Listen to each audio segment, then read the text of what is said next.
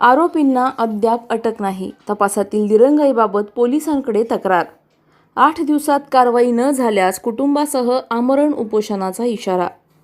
Shevgaon police ठाण्यात दाखल असलेल्या गुन्ह्यातील आरोपींना अद्याप अटक करण्यात आलेली नसून तपासात होत असलेल्या दिरंगाईबाबत संबंधित कुटुंबियांनी पोलीस प्रशासनाकडे तक्रार अर्ज सादर केला आहे.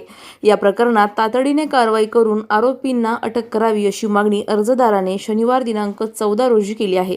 शेवगाव येथील सोनमिया वस्ती परिसरातील रहिवासी स्वप्नील गोरख काथवटे यांनी शेवगाव पोलीस निरीक्षकांना दिलेल्या निवेदनात नमूद केले आहे की त्यांच्या वडिलांचे नाव स्वर्गीय गोरख लक्ष्मण काथवटे असून त्यांना रमेश वामन काथवटे, योगेश रमेश काथवटे व गणेश रमेश काथवटे यांच्या मानसिक छळामुळे 10 फेब्रुवारी 2026 रोजी आत्महत्या करण्यास प्रवृत्त व्हावे लागले. या घटनेनंतर शेवगाव पोलीस ठाण्यात भारतीय न्याय संहिता कलम 108, 352, 352(2), 352(3) आणि 3(5) अन्वये गुन्हा दाखल करण्यात आला आहे.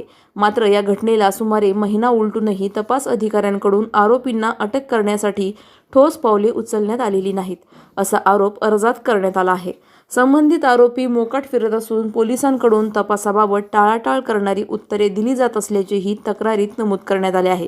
तसेच मृत व्यक्तीने मृत्यूपूर्वी लिहिलेल्या चिठ्ठीत जमीनविषयक वाद, खोट्या केसेस तसेच आरोपींकडून होत असलेल्या धमक्यांचा स्पष्ट उल्लेख केला असल्याचेही अर्जदाराने सांगितले आहे. इतके स्पष्ट पुरावे उपलब्ध असूनही पोलिसांकडून कारवाई होत नसल्याने तपासाबाबत संशय निर्माण होत असल्याचे त्यांनी म्हटले आहे. दरम्यान या प्रकरणात तातडीने हस्तक्षेप करून आरोपींना अटक करावी अशी मागणी करण्यात आली आहे. अन्यथा 8 दिवसांच्या आत कठोर कायदेशीर कारवाई न झाल्यास अर्जदारासह त्यांचे कुटुंबीय शेवगाव पोलीस ठाण्यासमोर आमरण उपोषणाला बसतील असा इशाराही निवेदनात देण्यात आला आहे.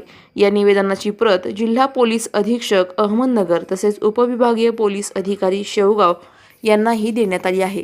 प्रतिनिधी अयाज शेख, शेवगाव. रमेश वामन काथवटे, योगेश रमेश काथवटे व गणेश रमेश काथवटे हे शेवगाव शहरामध्ये मोकाट फिरत आहे. त्यांना अजूनही अटक झालेली नाही. काल आम्ही पोलीस स्टेशनला उपोषणाचं निवेदन दिलेलं आहे. 8 दिवस जर ते आरोपी अटक झाले नाही तर 9व्या दिवशी आम्ही पोलीस स्टेशनसमोर येऊन आमरण उपोषण करणार आहोत. भाऊजांना काही झालं तरी पोलीस प्रशासन याला जिम्मेदार राहील आणि माझ्या वडिलांना न्याय भेटलाच पाहिजे.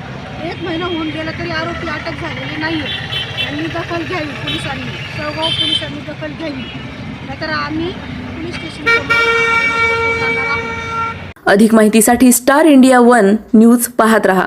चॅनलला सबस्क्राईब करा आणि अशाच अपडेट्ससाठी बेल आयकॉन दाबा.